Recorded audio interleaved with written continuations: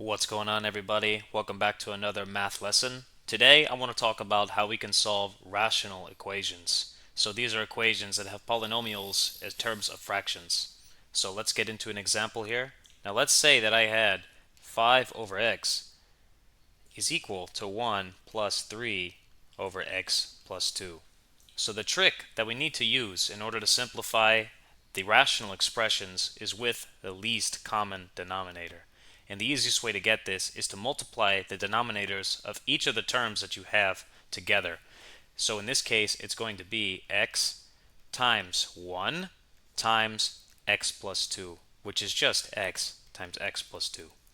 So what we're going to do is we're going to take each of these fractions and multiply it by this least common denominator. And you're going to see what happens when we do that. So we have 5 over x, and I want to multiply by the least common denominator.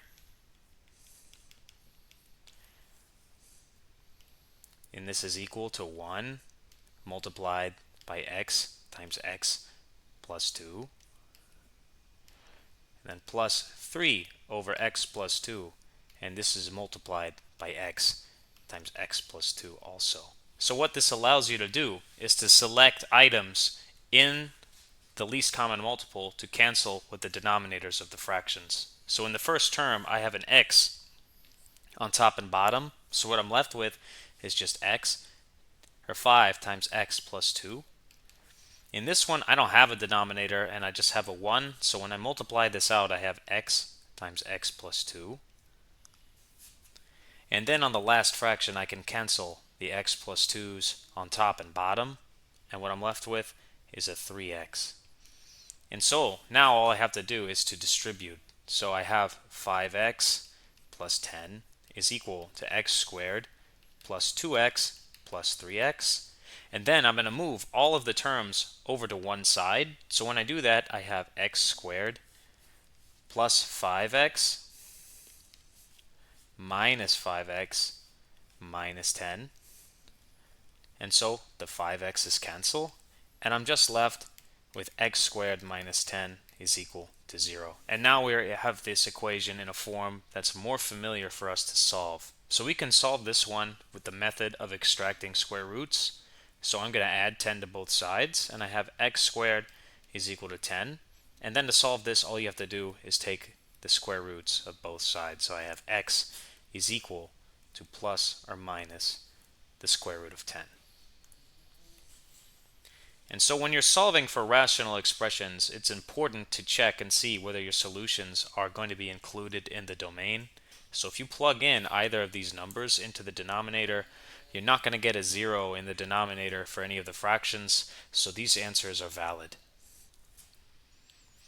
So for another example, let's say that I had 6 over x plus 8 over x plus 5 is equal to 3. So like I did before, I'm going to take each of the terms and multiply it by the least common denominator. In this case, it's going to be x times x plus 5. So I'm going to take each of the terms and multiply the top by this least common denominator. So I'll have 6 times x plus 5. And this is going to be over x plus 8 times x plus 5. And this is divided by x plus 5. And all of this is equal to 3x times x plus 5. So I can cancel the x on top and bottom in the first term and the x plus 5 on top and bottom in the second term.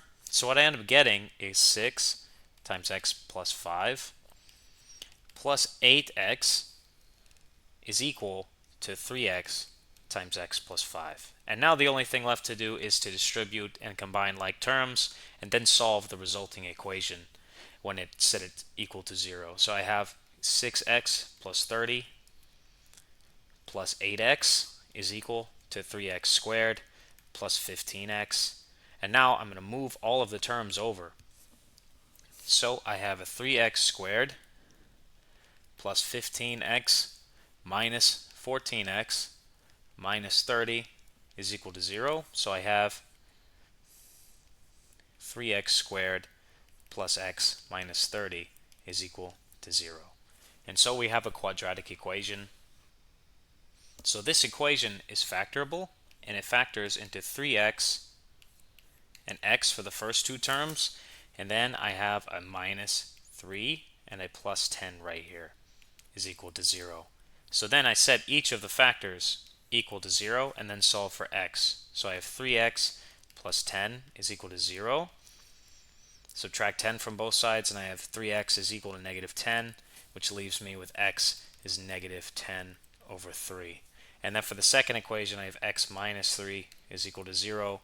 So x is equal to 3 for the second answer. So if we plug each of these numbers in, we're not going to get any zeros on the denominator of the fractions, so these answers are valid.